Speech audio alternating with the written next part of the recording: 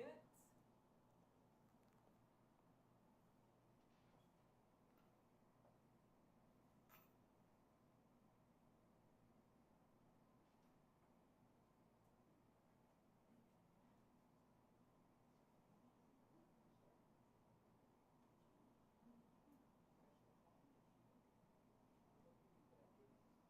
Ready.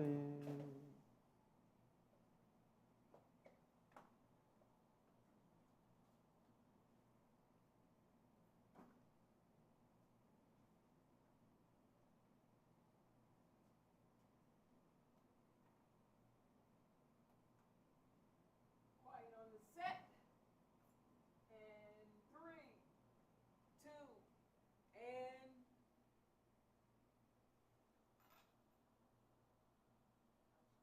action.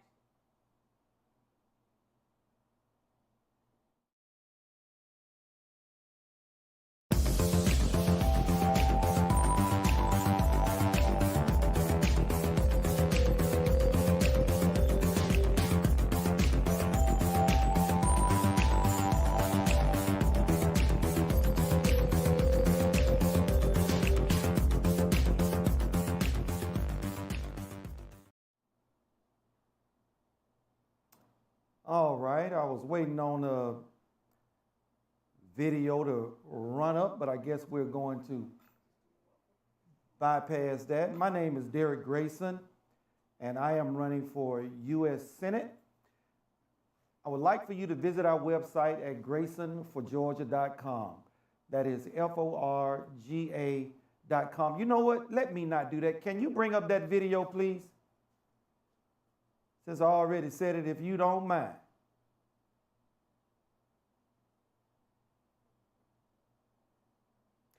You know, the video with the promo.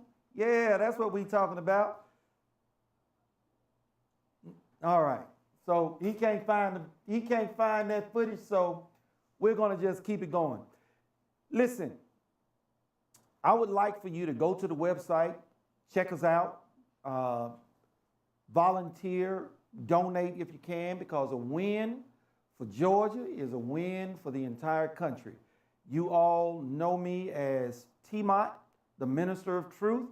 We're trying to do something a little more structured and formatted here for you, giving you more information, more succinctly, and not from the inside of my vehicle as I have done for the last 10 years or so.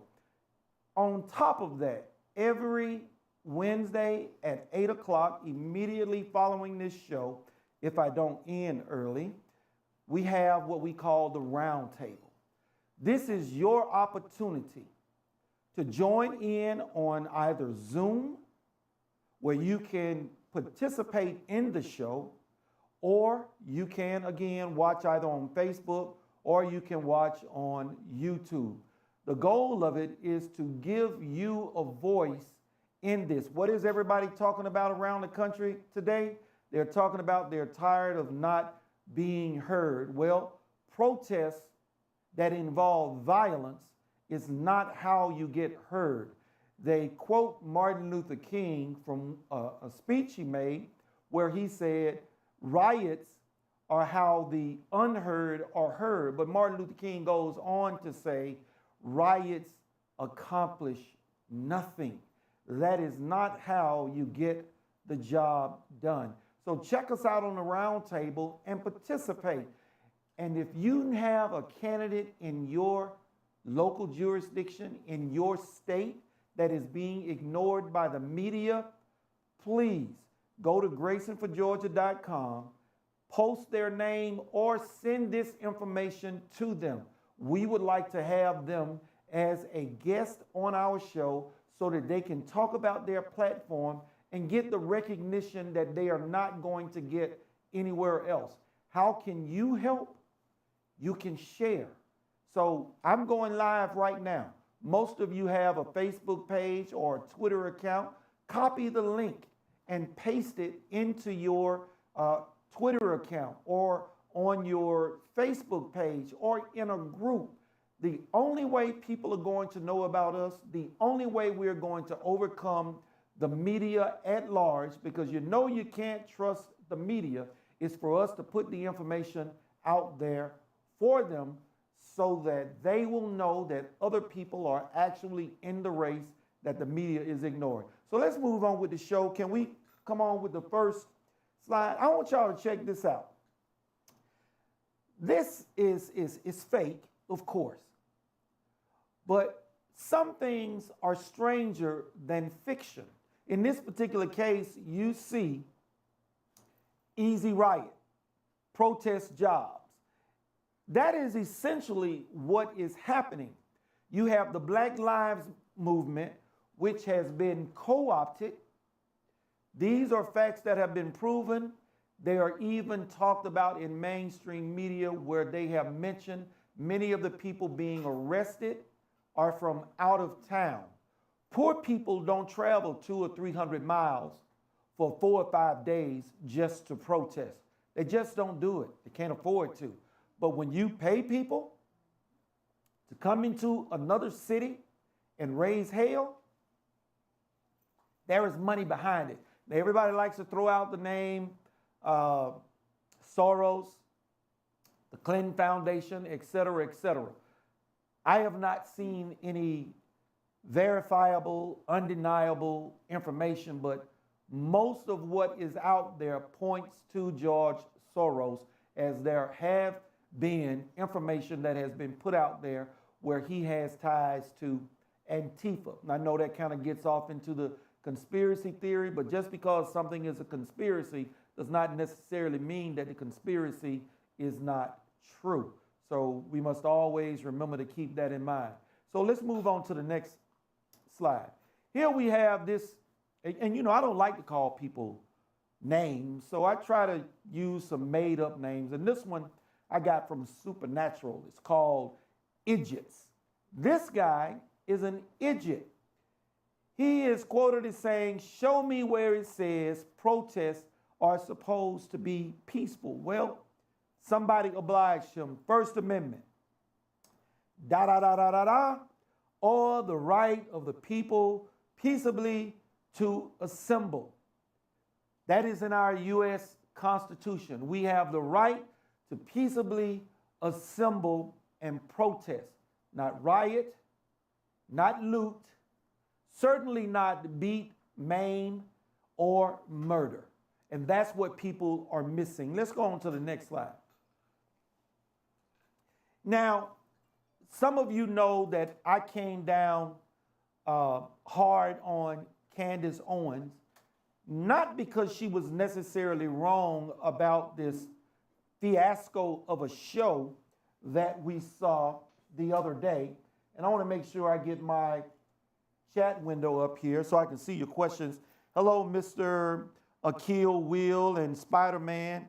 Scott Jones, you're right there, media bias, indeed. Understand something. Mr. Floyd doesn't give a damn about the spectacle that took place the other day. Every channel I turned to, and I was surprised when I woke up, this channel, that channel, I turned immediately because that was BS. It was a spectacle. It was pandering at its worst, and we'll talk a little bit more about that. Now, Ms. Owens went in on the background of Mr. Floyd, and I still submit to you, his background is irrelevant. And a lot of people don't understand that, and I have to tell them, go back and read the Constitution, particularly the Bill of Rights. The man was subdued. The man was cuffed. He was no threat. He should have been afforded his due process, taken to prison and charged, indicted, if they so will, and prosecuted and sentenced if found guilty.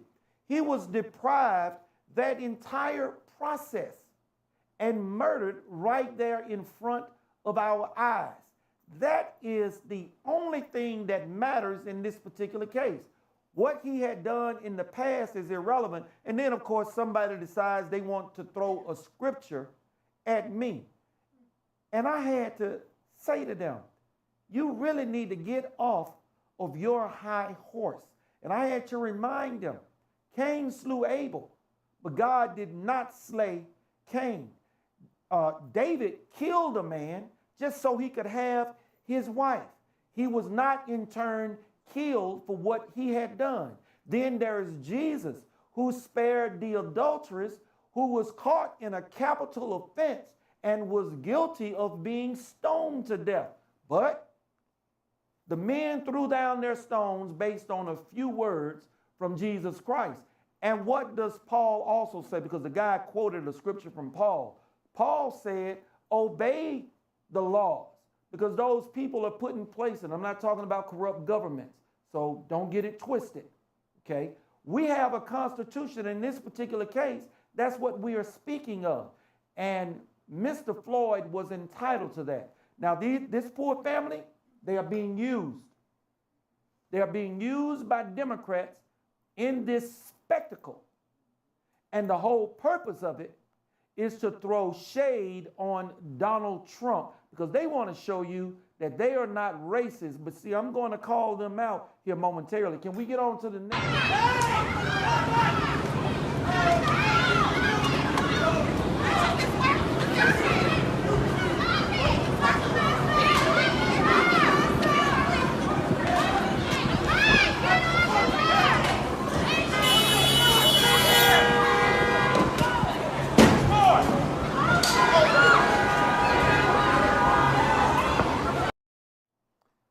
Now, what you just witnessed in that video was a bunch of rioting thugs who started attacking an elderly white woman. And that elder white man did what men do. He went to her aid and defense, and in turn, he was attacked. But I didn't see this on CNN. I didn't see this on MSNBC. I didn't see it anywhere. I found it in social media, which is where I find most of my news. Now, I will listen to MSNBC occasionally, because you need to know what the enemy is talking about. You need to understand where they're going next with the narrative, and the new narrative is the new racist movement that many don't understand. Let's go on to the next slide. Hello there, Black Spring with Autumn. I'd like to know what that means. Yeah, why can't we all get along? Well, I'll tell you why in just a moment. Now, you see these idiots here. Now, there's another photograph that I didn't bring along to display, but their spots where they are kneeling is marked with their names. They have on the black, I think they call it a kente scarf, I'm not sure, but it is African Guard. This is pandering at its best. Now, I have another photograph where somebody showed Donald Trump standing, and they said, fix that. Because these knuckleheads are down on their knee. Their knee isn't doing anything. This issue with bad cops, and I know you bootlickers, I know you hate it when I say that, but you know, I got something for you a little bit later on in this presentation. These people are down on their knee, which is doing nothing but pandering for one group of people, blacks. Now, I will add to that a supplemental group, idiot white folks that are buying the new narrative that this country is racist. You can tell them by the ones walking around with chains around their wrists or T-shirts that say, I'm sorry for being white. Why on earth are you sorry for being what God made you? I sure as hell am not sorry for being black, as God made me in his image. So there is nothing to apologize in that wise, but they are feeding this nonsense. So let's go on to the next slide. This is a little humorous. So here's Nancy Pelosi. She can't get up. And as you can see, the caption reads, help, I've pandered and I can't get up. You all remember that commercial where the lady fell. Help, I've fallen and I can't get up. Well, Nancy Pelosi couldn't get up. So they'll pander, but where it's needed, they are never there. So let's look at this next slide. Now, I'm not showing you this video. You can look it up for yourselves. Daniel Shaver, this man was lying prone on the floor in that hallway and was shot to death. Nobody tried to save him. That was not outrage. It was a white cop killing a white man. Last year, 19 unarmed white men, or white people, because there may have been some females, there might have even been a child, were killed by cops in 2019. 19, but only 6 blacks. Only 6 blacks. And there's a reason we are seeing what is happening around Floyd, which gives some credence to many people that are talking about the Minneapolis incident may have been pre-planned. I am not going to get into that, but that's okay. Let's go on to the next slide, because this one is a tragedy. This young man here, Demetrius Griffin Jr., 15 years old, was put inside a garbage can because he wouldn't join a gang. Burned alive. I didn't see it on national news. I didn't see it on Fox. I didn't see it on CNN. I didn't see it on MSNBC because it couldn't be used by the media to further their agenda. This was a pack of Negroes killing a young boy who did not want to join a gang, probably had a mother and a father instilling something good in him that let him know that the adaptation, listen to me getting tongue-tied, adopting gang culture was not cool. And so for his standing up for the right thing, he was murdered. That's what you ought to be talking about, because Black Lives Matter only matters when the press makes it matter, but not during abortions and not doing black-on-black crime. I, for the life of me, cannot understand why people don't understand this. Can we move on to the next slide or video? Here we go. Pause it for just a minute, if you can. Okay, no problem. Let it play out. I'll talk after. Good morning, everyone. I first want to acknowledge that Mr. Floyd was laid to rest yesterday. I want to extend my thoughts and prayers to Mr. Floyd's family and community. Is there a way we can fast forward to the 4-minute, 34-second To the men and mark? women of the MPD, both our sworn and civilian team members, who have expressed to me over the past 2 weeks that they are not that former officer who I refuse to mention his name in this space. I want to say thank you for your continued professional service as public servants. I don't want y'all to have to listen through all of that, and we may have an echo. It was intended to play just a portion where this police chief came, and you can find it on my Facebook page. Basically, this police chief came out and admitted 2 important factors. It's about a 20-something minute video, but around the 4-minute, 34-second mark, he says this: "It is troubling that because of a third-party entity, police chiefs, particularly in his case, cannot get rid of bad cops that have shown that they are troublesome. Can't get rid of them." And that third-party entity he was speaking of are the unions. Did you hear what I said? The unions. Just like with bad teachers. You can't get rid of the bad teachers in black schools because of the teachers' union. Now, I don't necessarily blame it on just the unions. Yes, they play a major part. But here he is, an arm of the mayor, an extension of the mayor, and he is now taking an action because that mayor of Minneapolis, they've got him up against the ropes. But I have long since said, governors, mayors, sheriffs are responsible for bad cops persisting. And here he is acknowledging part of that problem is union. He said, we have a bad cop that has revealed himself, even has multiple infractions, but we can't fire him. And the union not only keeps them from being terminated, but puts them back on the force. So what is he doing? And I'm sure he got the permission from the mayor, there we go, mayor, because he has withdrawn from the negotiations with the union. Why? And he made it plain.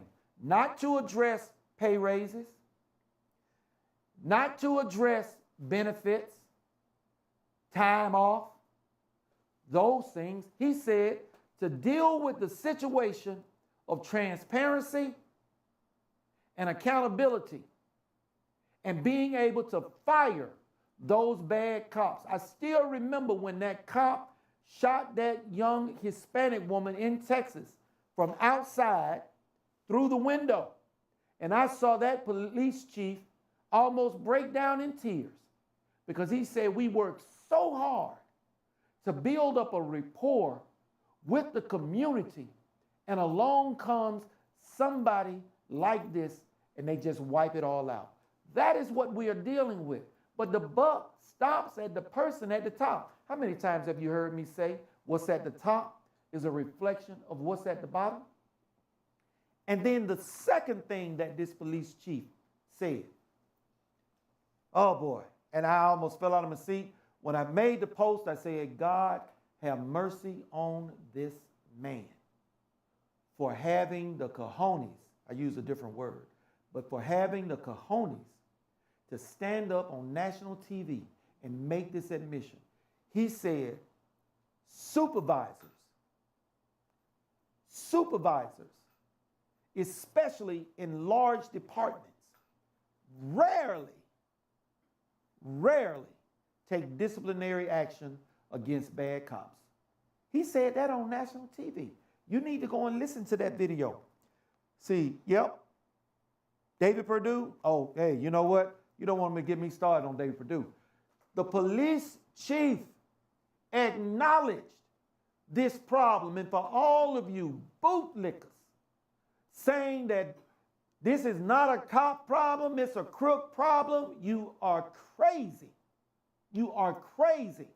This has been something that has been brewing since they implemented qualified immunity in 1967, right after they passed the 64 Civil Rights Act and the 65 Voting Rights Act, and that was a reason for it, so that they could turn the police department into a tool of government and not as a service job, public service job for the community.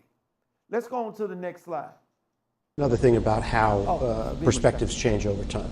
Bobby Rush, member of Congress, said the other day, I'm ashamed that I voted for the '94 crime bill. You ashamed of that bill? Not at all. And in fact, I drafted the bill, as you remember. I know that.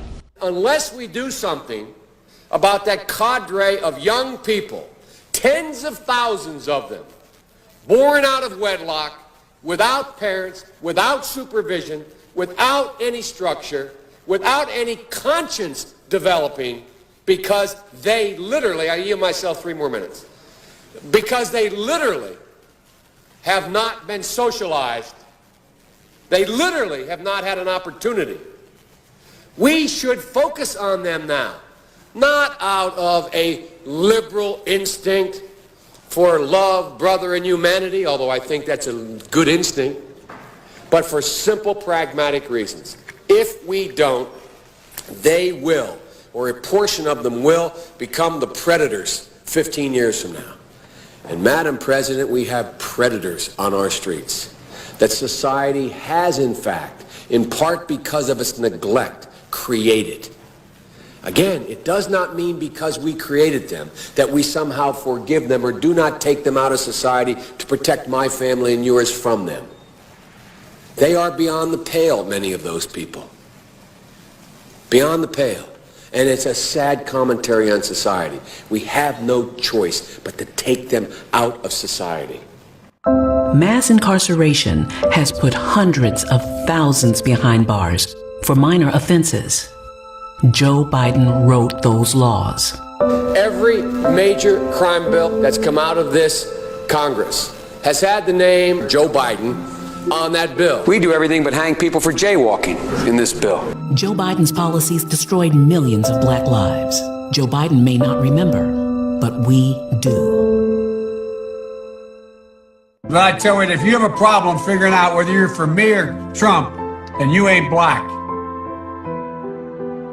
Take a look at my record, man. When I marched in the civil rights movement, I marched with tens of thousands of others. He had not actually marched during the civil rights movement and kept telling the story anyway. I came out of the civil rights movement. I was one of those guys that sat in and marched and all that stuff. Now, his aides went back to say, look, he was in office marching for the idea. That's not what the word marching means. Twitter. I was not out marching.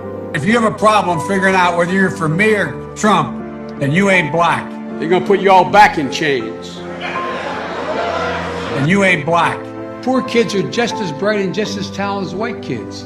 You ain't black. You ain't black. You ain't black. You ain't black. The most racist thing a person could tell me is that I'm supposed to choose something based on my race. You ain't black.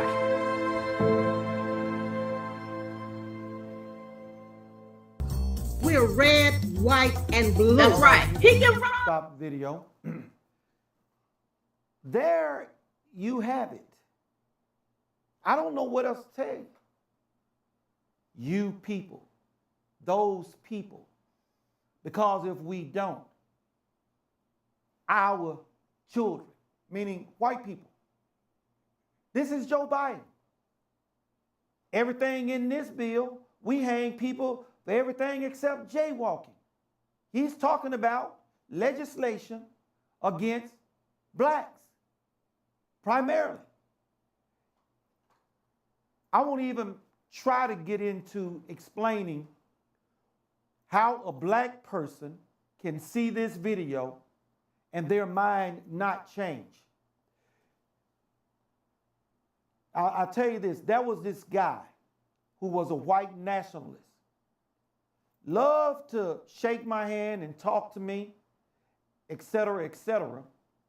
And when I asked him pointedly, well, who are you going to vote for, so-and-so? Well, I got to give my vote to Paul Brown. I said, but I've shown you Paul Brown's voting record. There's nothing against Paul Brown. My point was, what has been accomplished? Nothing. So why would you vote for somebody who just votes no?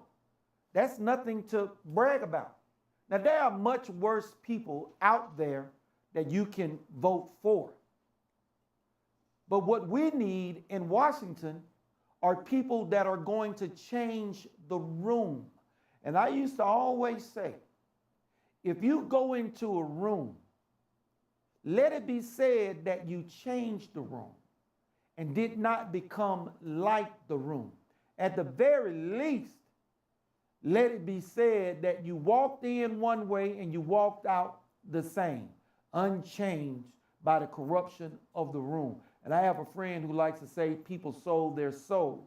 Well, I go a little further with that. You may have sold your soul, but when you sold it, you entered into an agreement. That means you knew what you were doing when you sold your soul. This is what we need to understand. And when I asked him, why are you still going to vote for him when I have shown you that I am the better candidate, he could not give me an answer. And it is the same with black people, many that will listen to that video and will still come out of the room the same way that they went in. Let me one more time promote the round table, which will be following this show at 8 o'clock. Please tune in and check it out. I'd love for you to join Zoom and enter the chat room if you don't want to come on Zoom and ask questions. How you get the word out is through participation, because when people see you participating, it motivates them to participate. Have you ever been in a classroom and the teacher asks, are there any questions? You know what I would always do? I would look around, and when I saw no one else was going to ask, even if I knew the answer, I would raise my hand to ask a question, because fear of being first is something that many people suffer with, but we can help them to overcome it. One spine can stiffen a whole room. Before we go to the next slide, let me see if there's anything here. Please, Mr. G, in the chat room, please, Mr. G, come and save us in Virginia. Tell you what, help me get elected here in Georgia, and I promise you, I will do some good for every state in the union. I agree, each police department, there are rogue elements within the police that believe that they can do their own form of street justice. That doesn't happen in a vacuum. The elements are known. Tasty Bacon, you are 100% correct. It doesn't happen in a vacuum. And so with that being said, we must understand that there must be a system of protection. And there is. If you've ever seen the movie Serpico, it was about a New York cop who went up against corruption in the New York Police Department that was so bad he couldn't even stand it himself. They tried to kill him. Even people that were supervisors, going up to some, I won't say the highest level, but going up very high in the food chain. And they tried to kill him. It brought about sweeping changes in the New York Police Department, but you know what? They weren't lasting. We all remember Stop and Frisk, how quickly we forget. All right, I think that is going to wrap us up for this evening. Please go to the website. If you listened, donate $1 if you got it. But I know if you can donate $1, you can do 5, all right? And if you can do more, do more. And if you don't have $1, go to the website, sign up, and volunteer. And you know what? Everybody can do this.